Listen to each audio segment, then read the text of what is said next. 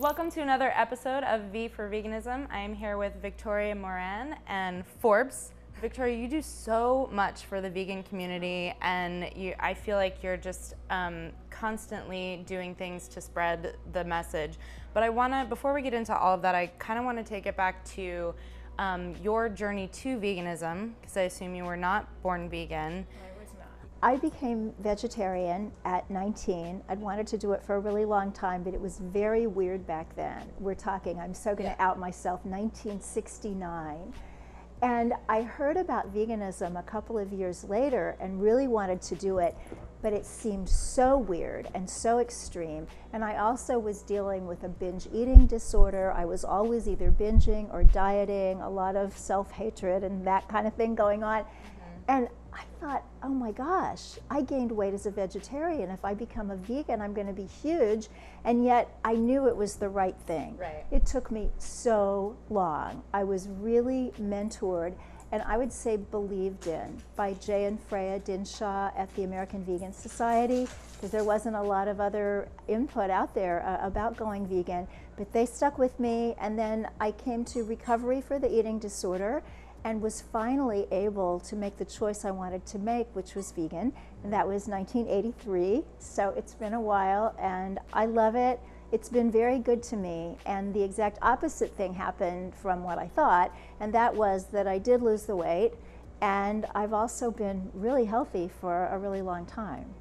Recently, you were named PETA's sexiest vegan over 50. So what does that feel like to make that kind of transition? Well, it's pretty wonderful. And to me, I think a lot of the sexiest vegans really have been the sexiest vegans. I do believe that for me, it was a Lifetime Achievement Award. Yeah. And I had so many wonderful people write in and say these wonderful things about how my work had changed their lives, had made them vegan. So that was really, really cool. And, you know, I am 67, and I'm doing pretty good for 67. You do not look 67. Thank you. Not at all. I do aerial yoga. I don't take any kind of medications, and I intend to keep going strong and long, both because of what I believe in, and also because this is a really great way to eat. Well, I think everything tends to be just right for the time that we're living in. I mean, Yeah. you know, you're very young, so the idea of eating super healthy every day, it's not as critical for you as it is for somebody Right. my age. And I was with a young man in Chicago. Could you get dog treats for Forbes? Oh, I think that's Forbes, yes. This young guy, just out of college, and he was saying, I don't know why anybody has trouble going vegan. Because if I wanted a pepperoni pizza, before I was vegan, you know, I'd have it, and now I have it. I just use vegan cheese, vegan pepperoni. If I want a chili cheese dog, I have a vegan chili cheese dog. And I'm sitting there in the car thinking, oh my gosh, if I ate like that, I would be 6 feet under. Yeah. But, you know, young guy, athletic, 22, it's all fine. And so I think we all find our way, and there are lots and lots of ways to be vegan, and lots of healthy ways to be vegan. I think a lot of people have the idea, it's like, well, you're either doing vegan my way or you're a junk food vegan. When the truth is, there are people on all different kinds of approaches to healthy food. In raw food and the oil-free and the different kinds of approaches that people find that work for them. And another thing that I know, in having been vegan for 34 years and having been around this world for over 40 years, and that is that life is long and things change. You know, you go through phases, you do one thing and it works for a while, and then you learn something else, and it's perfectly okay to evolve and change. And I think if we become too invested in, I have seen the light and it's the only light there is, Yeah. then we deny ourselves that potential for evolution. Forbes, you're going to deny yourself the Forbes. potential for a stomachache.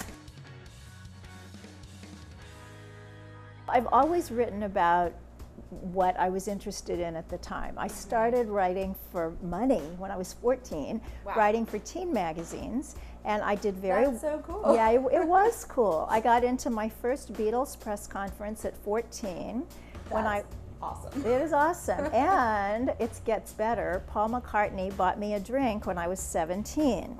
So I thought, yeah, well, that's life it. is over That's now, I what. can die. That's exactly what I sent a cablegram, to tell you how long ago it was, to my friend back home in Kansas City, because this happened in London, and I said, met Paul. My God, met Paul. I did think, okay, I've done it all. Completely not knowing at the time that we were both going to go on to be devoted to animal rights, which is an interesting thing. So I'd written about that, and then when I became vegetarian, I shifted and started writing for health food store publications, started writing for Vegetarian Times and an animal rights magazine of that era called The Animal's Agenda. Just kind of, you know, plugging out my stories and my articles, got very interested in the cruelty-free beauty sector and was writing a lot about that. And then the first book came out, and I thought, well, that's off the bucket list, you know, wrote book.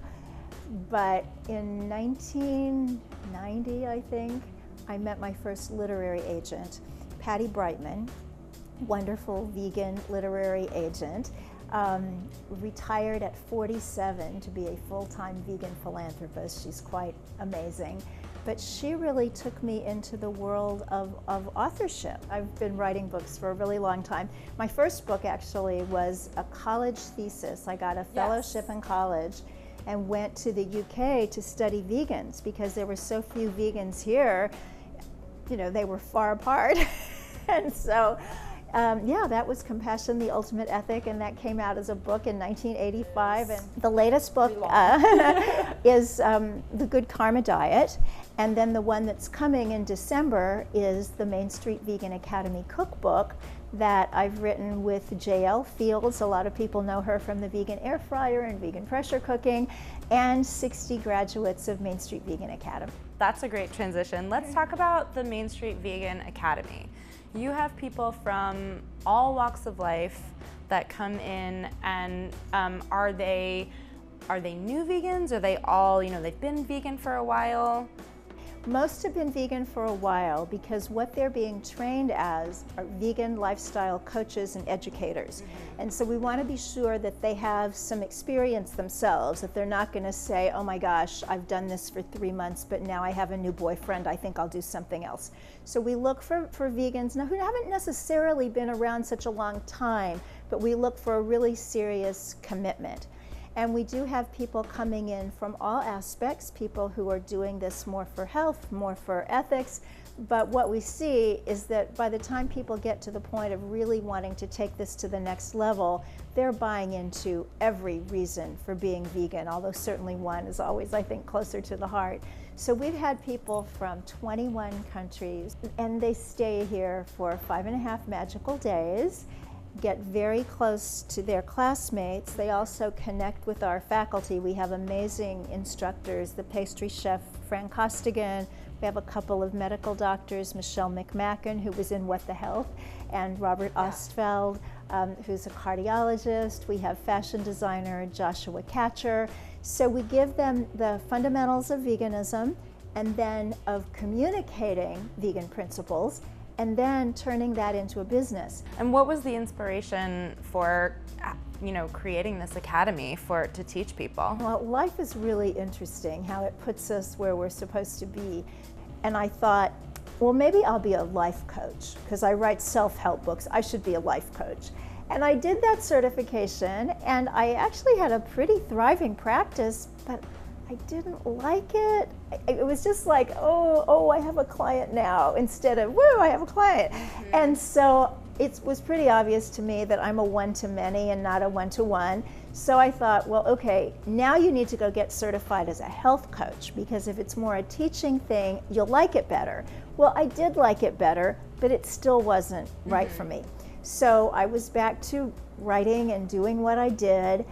But then when this idea came for the academy, the fact that I had been certified twice in different kinds of coaching and understood what made a great program, what I would have liked to have seen in the programs that I went through that I didn't see. What made you decide to call it Main Street Vegan? Thank you for asking. It was really inspiration. I had gone to a PETA fundraiser, and they showed some videos, all of which I had seen before, this kind of thing. But I just so wanted to help. I wanted to write Ingrid Newkirk a check for $100,000, but it would bounce. So I had to do something else. And literally, I just say that I heard the voice of God. It was pure inspiration that evening on the subway. Write a book, call it Main Street Vegan, give it 40 little chapters, put a recipe at the end of each one, and gear it to that young woman that you were in Wheaton, Illinois, when you finally were able to make the shift. Now, interestingly enough, that it sounds to you like Occupy Wall Street and that sort of thing, because when the publisher got the book proposal, they bought it, but then they called and said, you can't call it Main Street, it sounds like the Tea Party. And I'm thinking, interesting, but that's not what I think, but they had bought it, so there was nothing I could do, and I actually had a vegan miracle. I totally believe in vegan miracles. And my husband and I were walking up Broadway one day, and there was somebody so famous you could recognize him from the back, and that was Michael Moore. And he had liked one of my earlier books, and we were chatting, and I mentioned this book I'm writing, supposed to be called Main Street Vegan. The publisher hates it. He said, they are wrong. Let me talk to them. And in a three-way call with this icon, certainly to me, and it turned out to my editor, I got my title, and once I knew that was my title, all these other things, the podcast, the academy, the production company, came from there. You mentioned Dick Gregory and him being a mentor of yours, so you knew him. I did. First I knew of him because when he was starting out, I was a little kid, and I would see him on television. And I remember watching him as he kind of progressed and became interested in different things. At one point, he was morbidly obese, and I would see him doing stand-up on TV, and he was this very large person. And then he met Alvenia Fulton, who was a naturopathic doctor on the south side of Chicago, and she got him into fasting and juicing and raw food and being vegan. And then, of course, he went on to use the fasting, not just for his own health, but for political means, to draw attention to things that needed attention drawn to them. Notably, going on the Tonight Show one night and announcing that he would not eat solid food until the Vietnam War was over. Wow. And that war had been going on at that point almost 18 years. And I remember thinking, this man will die. I mean, how can you just say that? Yeah. But he did it, and Dr. Fulton had some magical herbal powders to mix in the juice. And the war, thank goodness, did end 2.5 years later, but he stuck to his guns and he juiced for 2.5 years. Wow. I met him the first time, must have been the mid-1970s, and the time I really got to know him was 1976, Christmas to New Year's. He called for people to meet in Atlanta to do a 7-day water fast to draw attention to world hunger. And I wanted to go, and I didn't think I could afford the ticket, and I will always be grateful to my beautiful friend Alima, who said, you can't afford not to go. Wow. And it completely changed my life. Just 7 days in the aura of this extraordinary person, and Dr. Fulton was there as well, and they had conference calls with Muhammad Ali and Coretta Scott King and all these very inspiring people. And the last day we marched, and I remember he told everybody no leather shoes because the press will find something to pick on. It'll be your leather shoes. Yep. So that was really the most time I spent with him. And I also remember 1985 giving him a copy of Compassion, the Ultimate Ethic, and he said, I always knew you'd do it. And I thought, well, of course, I had to do it because I know you. And you also do a podcast. Yeah. And you've interviewed some really great people on your podcast. I know Kip Anderson was one of them, and all these people that are at the forefront of the vegan movement.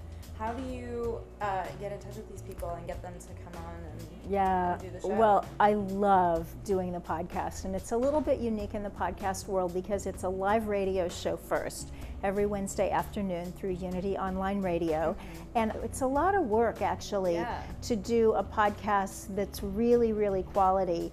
But what I see that's so exciting about it is how global it is. when I'm speaking at the Veg Fest UK in London, people have come up saying, I listen in Portugal, I listen in Lithuania. Oh, that's great. And same for you. I mean, obviously with your television show, there are just absolutely no limits and no bounds. Yep. So I figure if people are going to all that trouble to listen, I'm going to do everything I possibly can to give them the best 55 minutes possible. And interestingly enough, really famous people in our movement, like T. Colin Campbell and Neil Barnard, they get a lot of listeners. And then sometimes I've had some people who are famous in the outside world. I've had Russell Simmons and Mary Lou Henner, and they get a lot of people. But some of the most interesting shows are with people that almost nobody has heard of, who just have so much heart and so much commitment and such a great story to tell, that they're wonderful too, so I try to do a mix. So you actually have a documentary coming out next year? Yes. Tell us a little bit about that. Sure. I was contacted by Thomas Jackson, who's a wonderful filmmaker in Florida, and he asked if I would produce the film that he's doing called The Compassion Project, which is to introduce the 80% of the people on Earth who identify as either religious or spiritual to vegan living. So we started working together, and it's been so thrilling. Amazing people have come on board. Dr. Salish Rao from climatehealers.org has joined us as a co-executive producer. So Thomas has been able not only to interview people in the States, which was his original plan, but to go to Morocco for the UN Climate Conference, and then to go to India and look at the tremendous dependence there on dairy at a physical level and a spiritual level. And so how can that evolve into veganism? So we're hoping for a spring 2018 debut of the Compassion Project. I hope so you'll cool. all see it. Absolutely, absolutely. Well, Victoria, thank you so much for doing this. We're gonna get you into your podcast now, but we appreciate you taking your time out. Please go check out Main Street Vegan, mainstreetvegan.net, Main Street Vegan, the book. If you're interested, the Main Street Vegan Academy and Victoria's podcast. And please subscribe below for all of our other content, and we'll catch you next time.